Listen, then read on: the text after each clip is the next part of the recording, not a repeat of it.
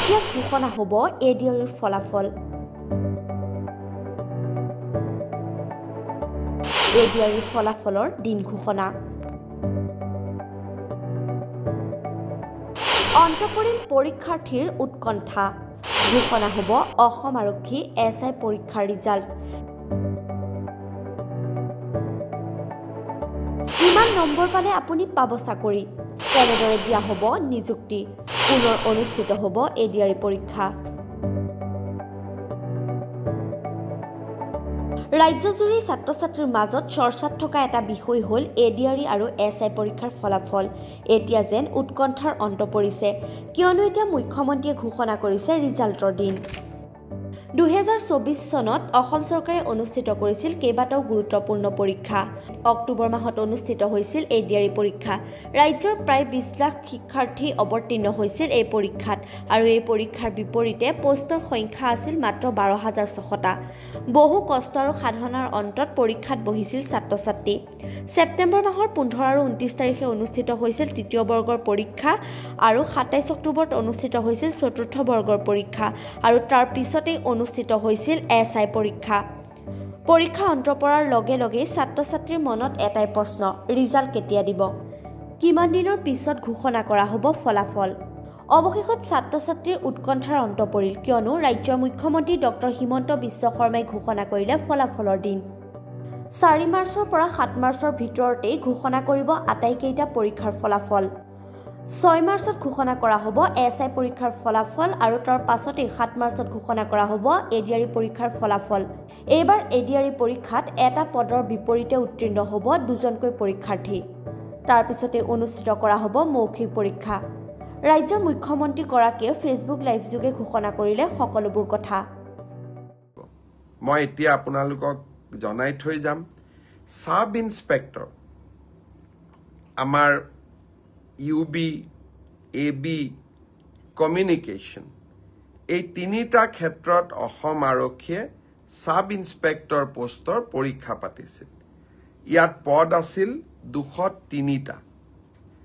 ইয়াৰে ইতিমধ্যে লিখিত পৰীক্ষা হৈ গ'ল, আৰু এই লিখিত পৰীক্ষাত যিসকলে উত্তীৰ্ণ হ'ল, যিসকলে কাট অফ নম্বৰ পাবলৈ সক্ষম হ'ল, তেওঁলোকৰ তালিকা 6 মাৰ্চ তাৰিখে আৰক্ষী বিভাগে প্ৰকাশ কৰিব।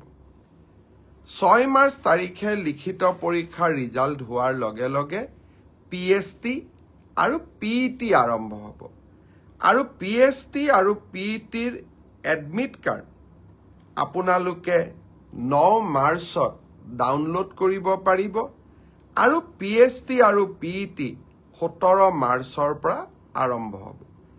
এয়া হ'ল অসম পুলিচৰ সাব ইন্সপেক্টৰ UB, AB আৰু কমিউনিকেশ্যন, ইয়াৰ বাবে যি পৰীক্ষা হৈছে। ইয়াৰ পিছত বহুত ল'ৰা ছোৱালীয়ে মোক সুধি আছে যে এডিআৰি ৰিজাল্ট কেতিয়া দিব? এডিআৰি ৰিজাল্ট 7 মাৰ্চ শুক্ৰবাৰে আমাৰ গ্ৰেড 3 আৰু গ্ৰেড 4ৰ যি আমাৰ ৰিক্ৰুটমেণ্ট কমিশ্যন আছে, তেওঁলোকে ঘোষণা কৰিব। যিমান কেইটা পদ আছে তাৰ বিপৰীতে 2জনকৈ ল'ৰা ছোৱালীক এই পৰীক্ষাত উত্তীৰ্ণ হ'ব, আৰু তেওঁলোকৰ মাজত পৰৱৰ্তী সময়ত ৰিটেন টেষ্ট অৰেল অনুষ্ঠিত হ'ব। অৰ্থাৎ লিখিত পৰীক্ষাৰ ৰিজাল্ট গ্ৰেড 3 আৰু গ্ৰেড 4 আমি 7 মাৰ্চ তাৰিখে ঘোষণা কৰিম। এটা পোষ্টৰ বিপৰীতে 2জনকৈ ল'ৰা ছোৱালীয়ে এই লিখিত পৰীক্ষাত উত্তীৰ্ণ হ'ব। শেষৰ নম্বৰটোত যদি বেছি ল'ৰা ছোৱালীয়ে একেটা নম্বৰে পায়, তেতিয়াহ'লে হয়তো 3000 পোষ্টৰ বিপৰীতে মই ধৰি ল'ব কৈছোঁ 6000 ল'ৰা ছোৱালী পাছ কৰিব লাগে, কিন্তু একেটা নম্বৰ যদি বহু পৰীক্ষাৰ্থীয়ে লাভ কৰে, তেতিয়াহ'লে একে নম্বৰ পোৱা ল'ৰা ছোৱালীসকলেও পৰীক্ষাটোত ডেফিনেটলি পাছ কৰিব। অৰ্থাৎ আমি যদি ধৰি লওঁ 50 যে কাট অফ মাৰ্ক, কিন্তু 50 যদি 50 জন ল'ৰাই নম্বৰ পাইছে তেতিয়ালে 50 জন ল'ৰায়ে লিখিত পৰীক্ষাত পাছ কৰিব গতিকে 1:2 বুলি ক'লেও 1:2 একেবাৰে গ্ৰামাটিক্যাল সেন্সত নহব হয়তো 2-4 জন ল'ৰা ছোৱালীয়ে